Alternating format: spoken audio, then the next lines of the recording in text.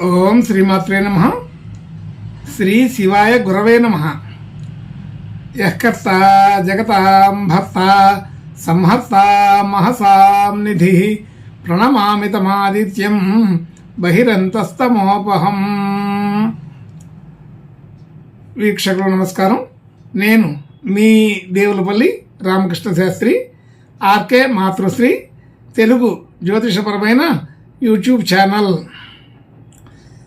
ఇప్పుడు జూలై నెల 28వ తేదీ నుండి ఆగస్టు నెల 3వ తేదీ వరకు గల గ్రహ స్థితిగతులని ఒకసారి పరిశీలన చేద్దాం.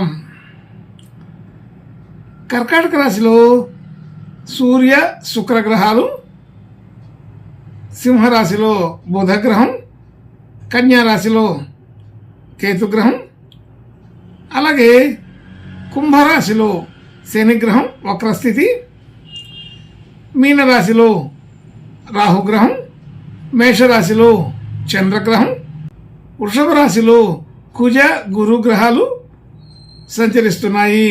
ఇటువంటి గ్రహ సంచారాన్ని అనుసరించి ఈ వారం రాశులకి వార ఫలాలు తెలుసుకుందాం.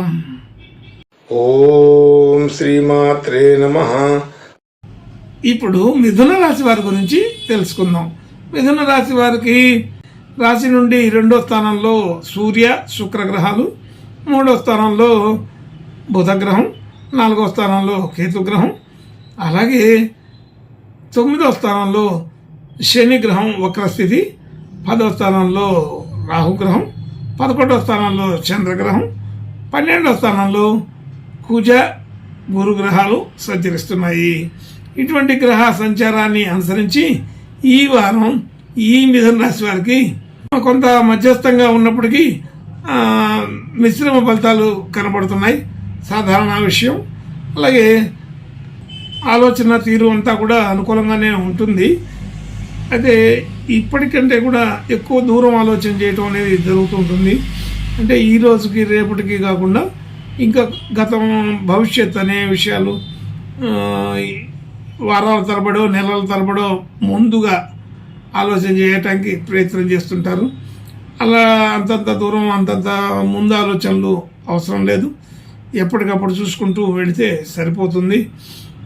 అయితే ఏ సందర్భం వచ్చినా ఏ ఆలోచన వచ్చినా కానీ కొంచెం దీర్ఘంగా ఆలోచన చేయడం అనేది జరుగుతుందని తెలుస్తుంది. అలాగే ఆలోచన తీరుతో పాటు అమలు చేసే విధానం కూడా మనం ఏదైతే నిర్ణయం తీసుకున్నామో ఆ నిర్ణయాన్ని అమలు చేయడానికి కొంచెం తాత్సారం చేసి నిదానంగా చేయవచ్చులే అని నిర్లక్ష్యం కూడా కనబడుతుంది. ముఖ్యంగా ఆ నిర్లక్ష్యం అనేది కొంచెం తగ్గించుకుంటే సరిపోతుంది. అన్ని విషయాల్లో కూడా అనుకూలపడే అవకాశం ఉంటుంది. తొందరపాటు పనికిరాదు, నిర్లక్ష్యం పనికిరాదని గుర్తుపెట్టుకోండి. అలాగే ధన యోగాదులు బాగానే ఉన్నాయి. మంచి అనుకూలమైన స్థితి ఉంటుంది. అలాగే కుటుంబ సభ్యులు, బంధుమిత్రులు అందరితోటి కూడా సఖ్యతగానే ఉంటారు. ఆ సభ్యుల నుంచి మంచి మనకి మద్దతు కనబడుతుంది. అలాగే అందరితో సహాయం అనేవి అందరితోటి కూడా మనకి కుదురుతుంది. అన్ని విషయాల్లో మనకి మంచి సలహాలు, సంప్రదింపులు చేసే అవకాశం ఉంటుంది. అలాగే కుటుంబ సభ్యులు, బంధుమిత్రులు అందరితో కూడా అన్ని విషయాల్లో కూడా బాగానే అనుకూలపడే అవకాశం ఉంటుంది. ఆర్థిక పరిస్థితులు బాగానే మెరుగుపడే అవకాశం ఉంది. అలాగే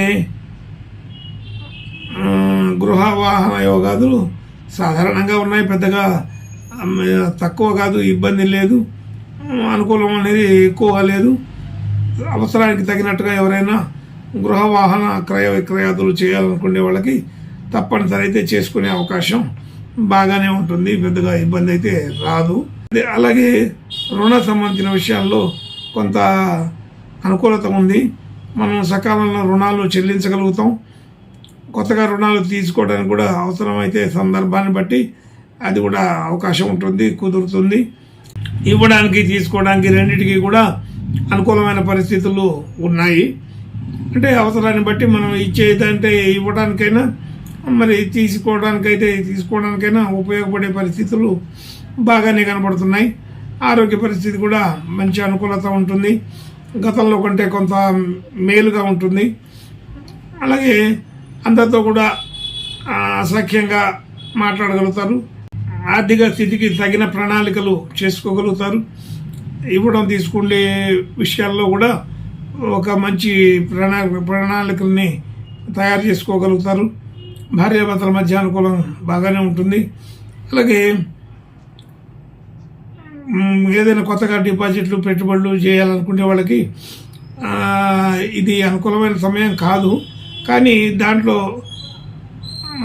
దాని గురించి ఆలోచన చేయడం, దాని గురించి డిపాజిట్లు కానీ ఏదైనా పెట్టుబడులు పెట్టడానికి కానీ అనుకోకుండా అటువంటి విషయాల్లో మాటలు రావడం జరుగుతుంటుంది.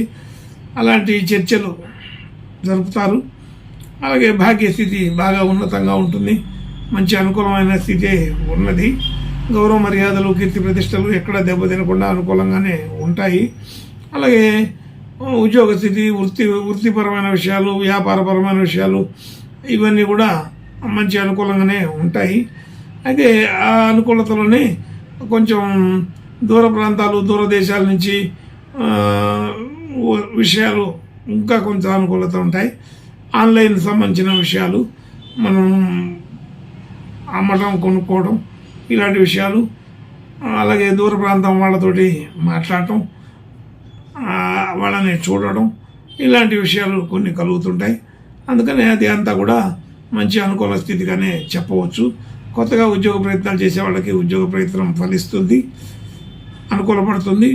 అలాగే కొత్తగా వివాహ సంబంధాలు చూసే వాళ్ళకి అనుకూలపడుతుంది. అలాగే వ్యాపారపరమైన విషయాల్లో ఆలోచన చేసే వాళ్ళకు కూడా ఇది సరైన సమయంగానే తెలుస్తుంది. ఇంకా ధన సంబంధించిన విషయాల్లో కొత్త నిర్ణయాలు తీసుకోవడం, కొత్త మార్పులు చేయడం జరుగుతుంటుంది. అవన్నీ కూడా కొంత అనుకూలమైన స్థితి కిందనే చెప్పవచ్చు. అయితే ఖర్చుల విషయంలో సాధారణం కంటే కొద్దిగా అతిగా ఖర్చులు పెట్టవలసిన పరిస్థితి ఉంటుంది. ముఖ్యంగా వాటిల్లో కూడా ఏదైనా చిన్న రిపేర్లు చేసుకునే ఖర్చులు కొన్ని కొత్తగా వస్తుంటాయి. అంటే గృహానికి కానీ, వాహనానికి కానీ ఇలాంటి విషయాల్లో ఏదైనా సమస్యలు వచ్చే అవకాశం ఉంటుంది. అటువంటివన్నీ కూడా ఈ వారంలో రిపేర్ చేసుకునే పరిస్థితి కనబడుతోంది. అలాగే కొత్త వస్తువులు తీసుకోవడం అంటే సాధారణంగా ఫోను లాంటి వాటివి కొంచెం రిపేర్లు వచ్చే అవకాశం ఉంటుంది. వాటిని రిపేర్లు చేయించుకోవడం కానీ, కొత్త వస్తువు కొనుక్కోవడం కానీ జరిగే అవకాశం కూడా ఈ వారంలో ఉన్నది.